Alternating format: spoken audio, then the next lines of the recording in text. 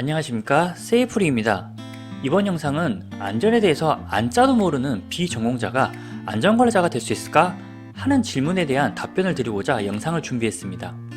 저 또한 비전공자로서 이렇게 시작하여서 현재 안전관리자라는 직업을 선택해서 하고 있기 때문에 저의 경험담을 벗삼아 얘기해 드릴까 합니다.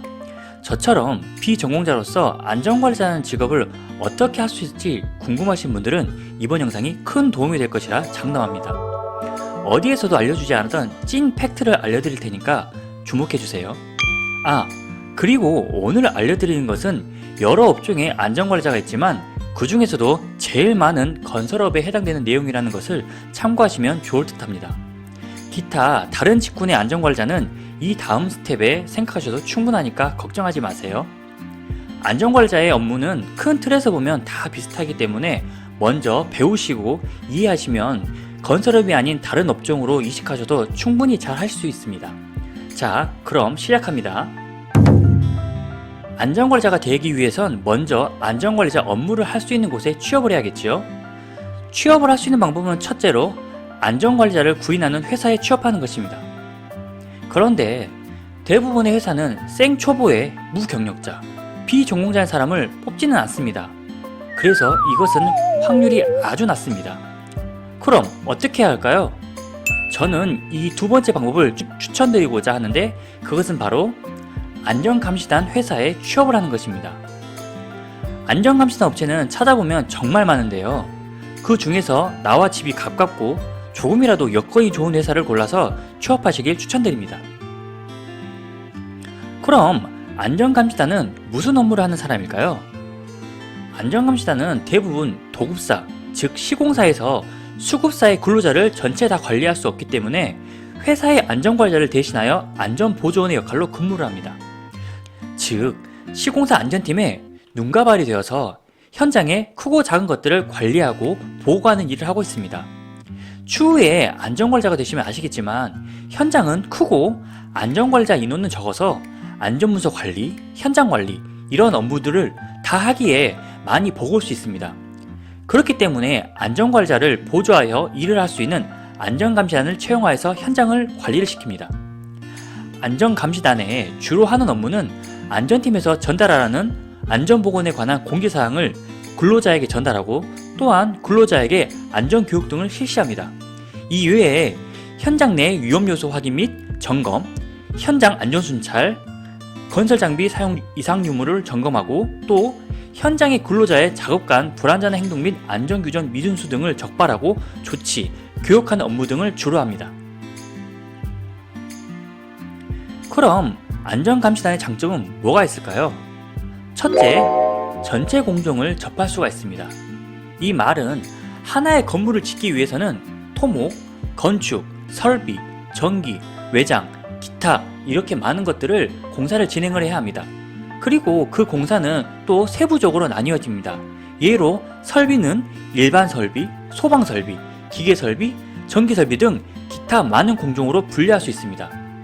이렇게 많은 공정을 접함으로써 다양한 회사와 하는 업무, 사용되는 장비, 공사 방법 등 전체적으로 공사에 대한 맛을 볼 수 있는 기회가 생깁니다. 둘째로는 공사의 흐름을 배울 수가 있습니다. 건축을 하기 위해서는 준비, 가설공사, 토목공사, 기초공사, 골조, 내외부 설비 및 마감재 공사, 마감공사 및 기타 보수공사, 또 주변 조경 등 부대공사 이렇게 공사의 순서가 있습니다. 이런 전체적인 공사의 흐름을 알아가면서 전체적인 공사 지식 및 공사에 따른 위험 요소 및 안전 사항 등을 배우고 느낄 수가 있습니다. 셋째는 공사 현장의 안전 점검 방법 및 관리 방법을 배울 수가 있습니다. 안전감시단의 주 업무가 현장의 안전 패트롤 및 기계, 공도구 등 안전점검 관리입니다. 그렇기 때문에 안전관리자가 해야 하는 업무에 대해서 기본적으로 배우고 알 수 있는 기회가 생깁니다. 넷째는 안전문서에 대한 기본 이해를 할 수가 있습니다. 공사를 하기 위해서는 사전에 작업계획서, 위험성 평가 및 작업에 따른 다양한 법적인 안전문서를 사전에 만들고 관리를 해야 합니다. 안전감시단은 시공사의 안전관리자를 대신하여 안전문서의 작성 상태 및 관리 등을 작업간 점검하고 조치하는 역할을 합니다. 그렇기 때문에 다양한 안전문서를 볼 수가 있고 작업에 필요한 안전문서가 무엇인지, 작성은 또 어떻게 해야 하는지, 부족한 사항은 무엇이 있는지 매일같이 보고 또 점검하기 때문에 기본적으로 안전문서에 대한 종류 및 이해 등을 배울 수가 있습니다. 마지막으로는 이 안전관리자가 내 적성에 맞는지 확인을 할 수가 있습니다. 안전관리자는 주 업무가 안전문서 관리 및 현장관리입니다. 안전감시단은 안전문서보다는 현장 안전관리 업무가 주 업무입니다. 업무를 보면서 현장의 쓴맛, 탄맛, 좋은 거, 더러운 거 다 보게 될 것입니다. 이렇게 간접 경험하면서 이 길이 내 길이 맞는지 생각해보고 결정할 수 있을 것입니다. 만약 여기에서 버틸 수 있다 이렇게 생각이 드시면은 추후에 안전관리자가 되셔도 충분히 버티고 더 잘 될 수가 있을 것입니다. 그러면 안전감시단의 단점도 있겠지요? 그러면 안전감시단의 단점은 뭐가 있을까요? 첫째는 많이 힘듭니다. 세상 모든 일이 뭐 쉬운 게 있겠습니까?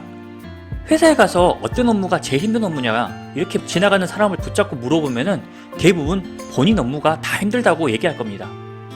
감시단 업무는 케이스 바이 케이스로 힘들 수도 있고 쉬울 수도 있고 이렇게 또 경우에 따라서 다를 수가 있습니다. 기본적으로 공사 현장이 크면은 하루 종일 앉지도 못하고 돌아다니면서 현장 관리를 하기 때문에 많게는 하루에 2만 보, 3만 보도 기본으로 걸으셔야 합니다. 그리고 작업하는 근로자들을 상대하고 불안전한 행동에 대해 지적하고 감시하는 역할이기 때문에 근로자와 항상 사이가 썩 좋지 않습니다. 그래서 인간관계에 대한 어려움도 고민도 많이 생길 수가 있습니다. 이외에 숙소나 급여, 복지 등 여러가지 내가 생각하지 않았던 일들로 힘들 수도 있습니다. 둘째는 낮은 급여입니다. 솔직히 저는 급여가 낮다고 생각하진 않는데 이것도 보는 사람에 따라서 다르기 때문에 제가 뭐라고 딱 정리는 못 해드리겠습니다. 누구는 만족하고 다른 누구는 근무하는 시간과 또 강도에 비해 부족하다고 할 수 있기 때문에 이것은 개인의 평가에 맡기겠습니다. 내가 1,000만 원을 벌어도 내 옆에 사람 2천만 원을 받으면 당연히 제가 적게 받는다고 생각이 들고 또 300만 원을 버는 사람이 1,000만 원을 버는 저를 보고 있을 때 돈을 많이 벌고 있어서 부럽다고 생각할 것이기 때문에 여기에 대한 답은 여러분들에게 맡기겠습니다. 셋째는 인간관계입니다. 앞에서도 말씀드렸지만 다양한 여러 사람들을 만나기 때문에 이게 참 힘듭니다. 기본적으로 현장에서 일하시는 분들은 나이가 많습니다. 그리고 이 영상을 보고 계시는 분들은 나이가 적은 분들이실 테죠. 현장에 나이가 많으신 분들은 경력이 없고 어린애들을 무시하는 경향이 큽니다. 그래서 감시단 업무를 하면서 어떤 것에 대해서 지시하고 조치를 요구하면 좋게 생각하지 않고 반발하는 사람이 많을 수도 있을 것입니다. 그리고 감시단으로 지원하는 분들이 진짜 생각보다 별의별 사람들이 많습니다. 그런 사람들을 보면서 이게 뭐지?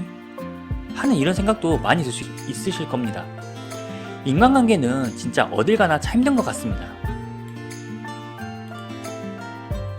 감시단의 업무 강도와 급여 및 복지는 어떨까요? 앞서 말한 것처럼 업무 강도는 케이스 바이 케이스입니다.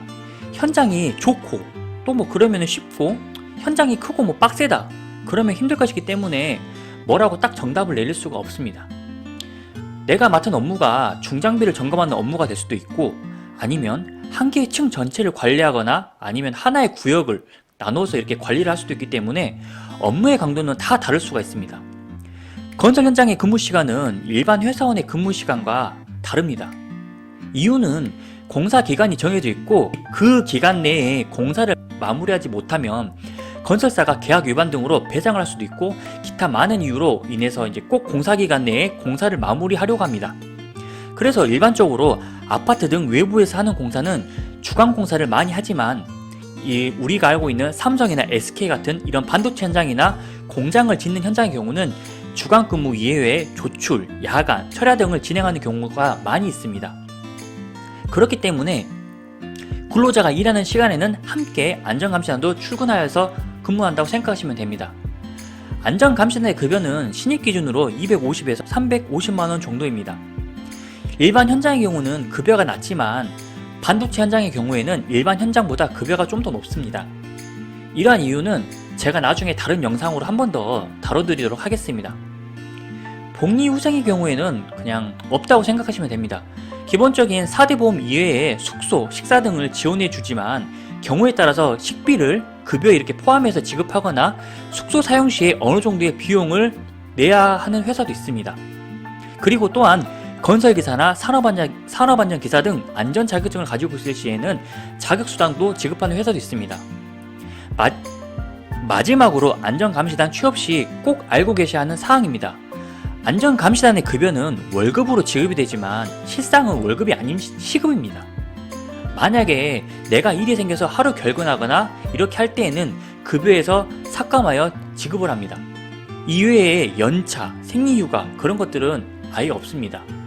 1년 만근 시에 퇴직금이 발생하니까 당연히 퇴직금을 줄 수는 있겠지만 간혹가다 정말 양아치 같은 업체에 걸리면은 퇴직금 발생하기 전에 1년이 되기 전에 11개월 일했다 이렇게 하면은 이렇게 아예 잘리거나 할 수가 있습니다. 생각보다 양아치 업체가 정말 많기 때문에 잘 보고 취업하시기를 바랍니다. 안전감시단이 되기 위해서는 뭐가 필요할까요? 안전감시단이 되기 위해서는 기본적으로 건설기초안전보건교육을 이수 후에 이수증을 발급받으셔야 합니다. 그리고 기타 필요사항은 별도로 없습니다. 추가로 현장에서 이루어지는 신체검사 시에 혈압이나 기타 보고 문제로 인해서 퇴짜당할 수 있으니까 만약 혈압이 150 이상이다 이런 고혈압이신 분들은 취업이 잘 안될 수도 있다는 것을 참고하셨으면 좋겠습니다. 안전감시단을 구직하는 방법은 주로 네이버의 밴드를 통해서 구직하시면 됩니다. 밴드에 안전감시단을 검색하시면은 다양한 구인 구직 밴드가 검색이 많이 되니까 이런 거를 잘 보신 다음에 가입 후에 내 집과 가깝고 공사 기간 그리고 급여, 복지 등 조건 등을 이렇게 한번 확인해 보신 다음에 마음에 드신 업체가 있으면 이렇게 컨택하셔서 근무하시면 됩니다. 이렇게 안전감시단만 계속하면 안전관리자가 될 수는 없겠죠? 안전감시단을 하면서 안전 업무를 배우고 경험과 경력을 쌓은 후에 안전관리증을 응시할 수 있는 최소기한 2년이 되면 진짜 뒤도 돌아보지 말고 무조건 시험을 보십시오. 안전 업무를 아무리 잘하더라도 안전 자격증이 없으면 안전관리자가 아닙니다. 내가 아무리 운전 경력이 30년인 베테랑 드라이버여도 운전면허증이 없으면 버스 회사에서 써줄까요? 자격증은 안전관리자가 되기 위해서는 필수입니다. 경력을 쌓으셨다면 무조건 자격증부터 따십시오.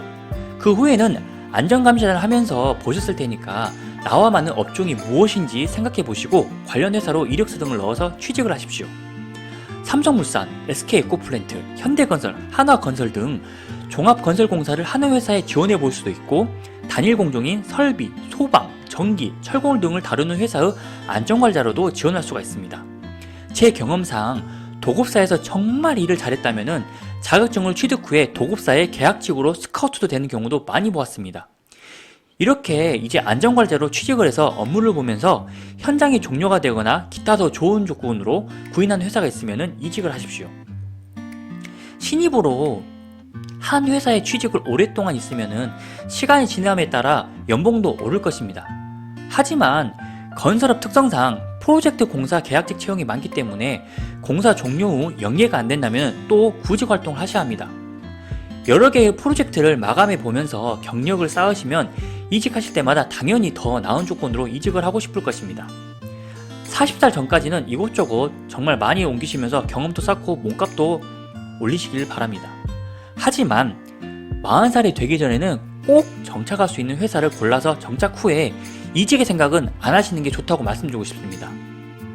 왜냐하면은 40살 이후에는 경력이며 급여 등이 이제 높아져서 맞춰줄 수 있는 회사도 많지가 않습니다. 그렇기 때문에 이직을 하려고 해도 내가 웬만큼 잘나지 않고서는 이직을 할 수 있기가 되게 힘듭니다. 마지막으로 세이프리가 당부드리고 싶은 말입니다. 첫째, 감시단을 할 때 꼭 한 개의 공사는 마무리를 해보시기를 바랍니다. 공사가 시작되는 처음부터 끝까지 다 경험함으로써 전체적인 공사의 진행을 알 수가 있고 또한 추후에 이력서 작성 시에도 한 개의 현장을 마무리를 했냐 안 했냐가 되게 크게 적용하기도 합니다. 둘째로는 감시단 업체를 퇴사 시에 꼭 경력증명서를 받으시기를 바랍니다. 이유는 나중에 건설기사, 산업안전기사 시험 시에 비전공자는 경력을 증빙해야 하기 때문에 증빙자료로 경력증명서를 제출해야 합니다. 꼭 퇴사할 때 경력증명서를 받기를 바랍니다. 그리고 마지막으로 건설 현장은 절대 쉬운 현장이 아닙니다. 일반 직업보다 급여는 많다고 하면 많고 또 적다고 하면 적을 수도 있겠지만 대한민국 평균 급여 수준으로 봤을 때 절대 적은 금액은 아닙니다. 하지만 받는 급여만큼 건설 현장의 업무 시간 및 업무 강도는 높습니다. 남들 다 쉬는 주말에 나와서 일해야 하며 남들 자고 있을 새벽에 출근하고 컴컴할 때 퇴근하는 게 일상입니다. 그렇기 때문에 쉬울 거라는 생각으로 접근하시면 절대 안 됩니다. 인생에 있어서 쉬운 일이 뭐가 있겠냐, 이것저것 다 해보고 그래도 이게 내 적성에 맞고 돈이라도 많이 벌자 이런 생각으로 도전해보는 것도 나쁘지는 않습니다. 지금까지 비전공자가 안전관리자가 되는 방법에 대해서 말씀드렸는데 어떠신가요? 제가 말씀드린 이 방법이 좋은 방법이다 이렇게 말씀드릴 수는 없지만 그래도 제 생각에는 이 방법이 제일 정석적이지 않을까 싶어서 말씀드렸습니다. 건설업의 안전관리자는 쉬운 직업은 아닙니다.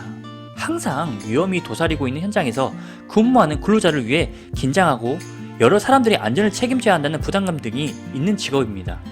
하지만 그래도 안전관리라는 직업을 도전해보고 싶다 하시는 분들은 꼭 도전해보시길 추천드립니다. 오늘도 제 영상이 마음에 드셨다면 구독과 좋아요, 알림 설정 부탁드려요. 지금까지 안전에 대해서 얘기하는 세이프리였습니다. 감사합니다.